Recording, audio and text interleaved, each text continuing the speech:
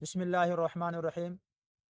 سامعین، انسان کی فطرت ہے کہ انسان کے پاس جو چیز موجود ہوتی ہے وہ اس کی قدر نہیں کرتا، اور جب چیز اس کے پاس سے چلی جاتی پھر وہ اس کی قدر کرتا ہے۔ جن کے پاس آج والدین موجود ہیں وہ ان کی قدر نہیں کر رہے، اور جن کے پاس نہیں ہے آج وہ ان کو یاد کر کر کے روتے ہیں۔ واللہ میں اس پہ اللہ کی قسم کھا کے کہتا ہوں کہ میرے والد محترم دنیا میں نہیں رہے، ہمیں پتہ ہے وہ ہمیں کتنے یاد آتے ہیں اور پھر کیسے بے ساختہ آنکھوں سے آنسو نکل پڑتے ہیں۔ میں اپنے جوانوں سے کہنا چاہوں گا کہ یہ والدین کی نعمت بہت بڑی نعمت ہے، آپ ان کی قدر کر لیں، ان کو یوں ہی نہ جانیں۔ دیکھنے میں آپ کو سادہ لگے گا، دیکھنے میں بالکل آپ کو دیہاتی ان پڑھ لوگ ہوتے ہیں، لیکن ان کو جو رتبہ قرآن و حدیث نے دیا ہے وہ خدا اور رسول کے بعد جس ذات کا رتبہ ہے وہ والدین کی ذات ہے۔ یہ بہت ہی مخلص لوگ ہوتے ہیں۔ آج آپ لوگ کہتے ہیں فلاں میرا بڑا مخلص دوست ہے، فلاں میرا بڑا خیر خواہ ہے۔ اللہ کے بندو، والدین سے زیادہ کوئی مخلص نہیں ہو سکتا، والدین سے بڑا کوئی آپ کا ساتھ خیر خواہی نہیں کر سکتا۔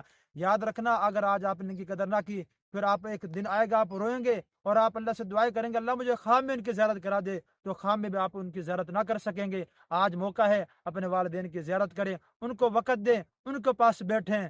وہ پنجابی کا مشہور ایک شعر ہے نا، سدانا باغی بلبل بولے سدانا باغ بہارا، سدانا ماپے حسن جوانی، سدانا صحبت یاراں۔ یہ چیز سدا رہنے والی نہیں ہے، یہ چیز سدا رہنے والی نہیں ہے۔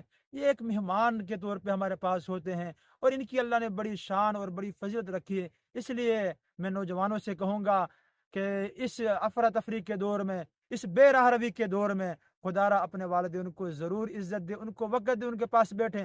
بظاہر دیکھنے میں ایسا لگتا ہے کہ آپ نے اپنے والدین کا حق ادا کر دیا ہے، آپ نے ان کو اچھا مکان، اچھا لباس، اچھا کھانا، اچھی رہائش، سارا کچھ دے دیا ہے، اور لیکن آپ انہیں ٹائم نہیں دیتے۔ یہ بھی والدین کا حقوق میں سے ایک حق ہے کہ آپ والدین کے پاس ٹائم گزاریں، ان کے پاس بیٹھیں، ان کی سنیں۔ اور اکثر بڑھاپے میں ایسا ہو جاتا ہے کہ والدین بات کرنے کو دل چاہتا ہے لیکن ان کے کوئی سننے والا نہیں ہوتا، پھر وہ باپ چلتا ہے کسی بیٹھک کی طرف، کسی جو ہے نا کسی چوک چوراہے میں جا کر اپنے سنگیوں کو، اپنے بیلیوں کو، اپنے دوستوں کو یاد کرتا ہے۔ وہاں جا کے وہ پھر 3 3 4 4 گھنٹے وہاں بتا کر آتے ہیں وہ، کیونکہ گھر میں تو کوئی سننے والا نہیں ہوتا۔ اس لیے میرے دوستوں، اپنے بوڑھے ابا کے پاس بیٹھیں، اپنی بوڑھی اما کے پاس بیٹھیں، ان کو وقت دیں، ان کی خدمت کریں۔